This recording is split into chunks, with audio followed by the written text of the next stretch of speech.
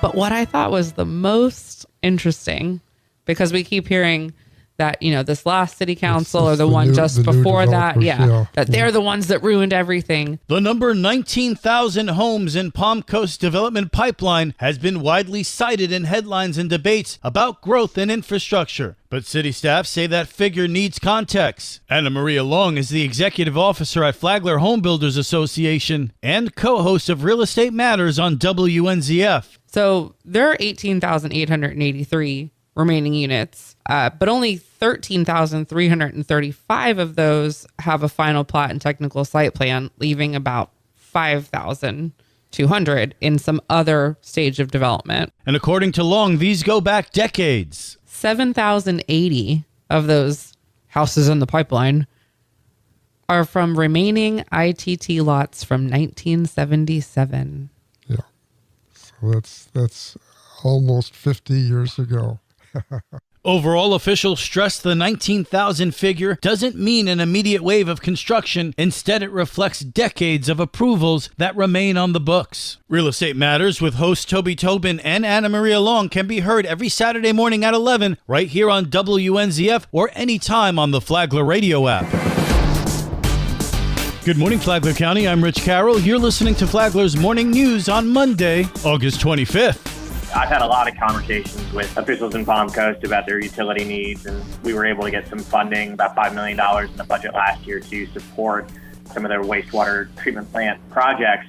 I don't think our needs will be too different than Palm Coast. State Representative Sam Greco joined Free for All Friday with an update on efforts to secure state funding for local infrastructure needs. Our wastewater treatment plants are most taxed when we have storms come through and we have increased water that's moving through those plants. Flagler Beach City Manager Dale Martin elaborating on some of Flagler Beach's needs. Our wastewater plant is also under a consent order from the state due to overflows from recent hurricanes. Our plant was built in 1987. We still have some antiquated technology. We use drying beds to get rid of our sludge. So you put the stuff out and you hope it doesn't rain. You hope the humidity doesn't get too high so it dries out enough that we can truck it away to the landfills. But we've gone out.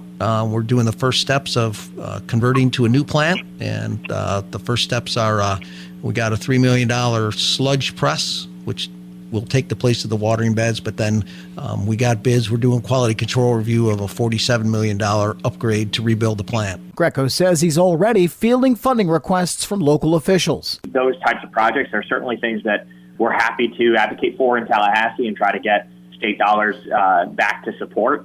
And then, you know, we are in storm season now, and resiliency is always something top of mind for me, you know, to the extent that the cities and counties have resiliency projects.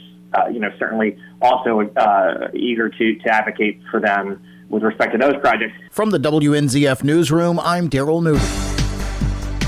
This local news is a service of Flagler County's Toyota dealer, Beaver Toyota in St. Augustine, conveniently located right off I-95 at exit 311. A firefighter EMT candidate has died after completing a physical agility test in Bunnell. Police say 40-year-old Fendrick Gabad of Ormond Beach had just finished the Flagler County Fire Rescue pre-employment test Friday morning at the fire tower on Justice Lane. Gabad, a recent fire school graduate, successfully completed all required tasks, including stair climbs with gear, hose lifts, and a 150-pound mannequin drag, finishing within the time limit. Shortly after removing his gear, he complained of shortness of breath and became unresponsive. Paramedics on scene provided immediate aid before transporting him to Advent Health Palm Coast, where he was pronounced dead. The Bunnell Police Department, State Fire Marshal, and Medical Examiner's Office are investigating.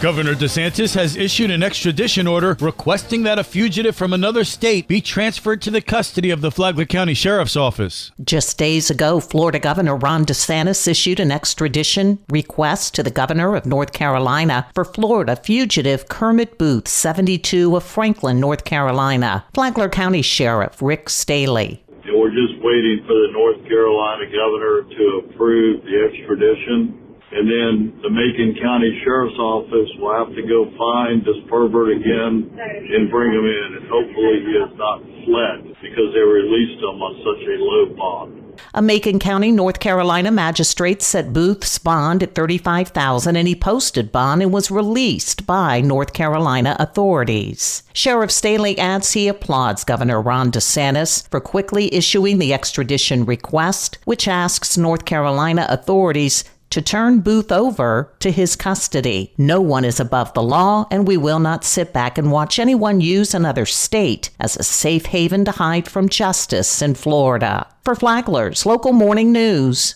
I'm Karen Johnson. And now you're up to date on Flagler's Morning News. I'm Rich Carroll.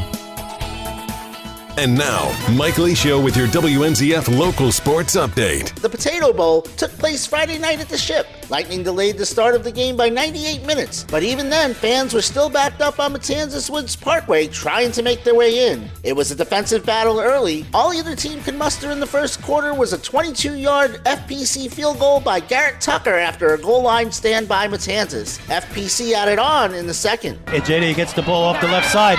He's at the 5. The goal line, touchdown! That was the voice of Rich Carroll. And meaning Ajede's run made it 10-0. The Pirates answered back. Wide open in the end zone is Shendorf for the touchdown! Touchdown Pirates! That 2-yard pass from Cole Walker capped an 11-play, 85-yard drive and cut the lead to 3. After a 4th down penalty kept the Bulldogs offense on the field, FPC found the end zone in the waning seconds of the half. Birchfield fakes the handoff, looking, slings it toward the end zone, and it's complete at the goal line. Touchdown! Touchdown Bulldogs! Nolan Caliendo! Caliendo finished with a game-high 6 catches, and FPC led 17-7 at the break. Garrett Tucker hit his second kick, a career-high 37-yarder to make it 20-7. Then the Pirate offense went to work. Give to Connor, trying to push in the pile, and he's in for the touchdown! Wiley Connor from 1 yard out makes it a 20-13 game. Connor had 122 total yards, 3 tackles, and a sack. FPC led 20-14 going into the fourth, but Darius Simmons delivered the knockout punch. Simmons, a J-Day to his right, fakes the handoff, gonna throw deep down the sideline, and it's complete! The 10, the 5, touchdown Bulldogs! Logan Jacobelli! First play, we ran the ball, and I didn't throw to him. I was just looking. Then the second play, I knew he was gonna score because he's way faster than us. I threw it and touchdown. The Pirates' next drive stalled in the red zone, and FPC closed out the 26-14 win. Bulldog Kenny Robinson on beating his former team. I was very excited, man. I cried before. That's how excited I was. It means a lot. It means a lot. This Friday, FPC takes on Lake Howell at home. Matanzas host University in the WNZF Game of the Week. This is your home for local sports, with updates Mondays and Fridays. From the WNZF Sports Desk, I'm Mike Licio.